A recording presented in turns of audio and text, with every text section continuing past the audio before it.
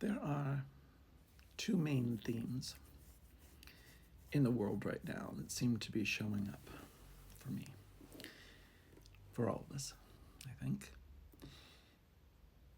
And a lot of the chaos has to do with one or the other, or the intersectionality, the both.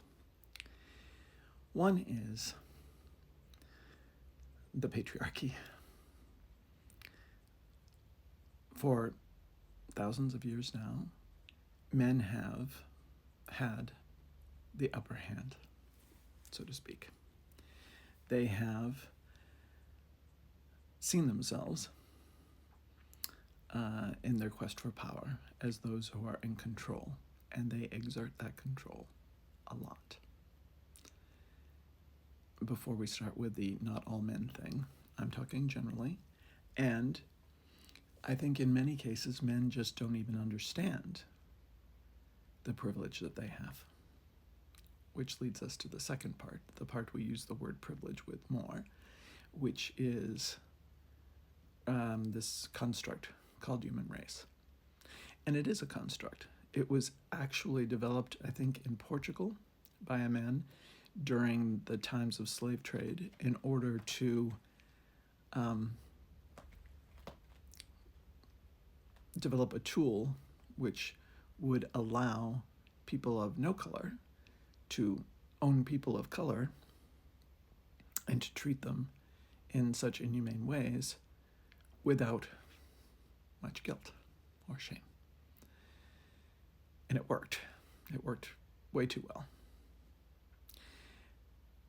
The combination of the two, that intersection, is where colonization stems from. So that's the framework in which I'm sitting and noodling and writing and thinking these days, because clearly things are changing. Let me say that I am, because I get questions about my gender, if I'm trans or not, because I have a deep voice, mostly from bots, but from some quote-unquote people. I am female. I've always been female.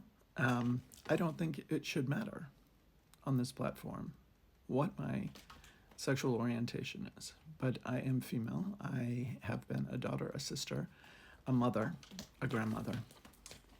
At my age, I've held most of the roles that women can hold in that regard. And I'm a mother and a grandmother to girls. 5 of them.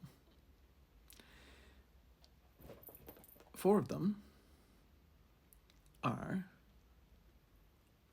people of color, as is my adopted family and many of my friends here in South Africa. I live whatever the opposite of an Oreo or a coconut would. I'm not sure what we call that. We should come up with a name, because I'm not the only one. I know there aren't many of us, but I will say, fair warning, that I'm not a very good white person. I'm not good at it. I never have been, never have understood it. And I pay a price for that often.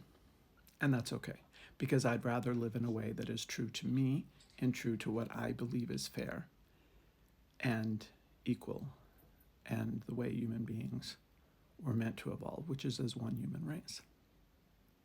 So all of that to say, this privilege thing, it's an interesting thing, because those who are privileged, and I've lived 50 years of a very white American life, those who are privileged mostly don't know that they are. Or now they might be woke enough to nod to that and say, yes, I'm privileged, but I'm not racist. The two things are different. And most people's definition, I've reposted a really good, just this morning, a really good video on this. I won't go into the whole thing because she says it so well. But the amount of privilege that people have seems to be directly opposite their willingness to give it up. White men seem to be clinging on to both the patriarchy and white supremacy, even in ways that they're not aware of, by their fingernails. The thing about being white is you have a lot to lose, and people are scared. Is that right? Well, people have the right to be scared. We have the right to be afraid, of course. But is it fair to continue to oppress the greater percentage of human beings on this earth and half of the human race in the female form in order to make yourself comfortable? I don't think so. I'll talk about this more soon.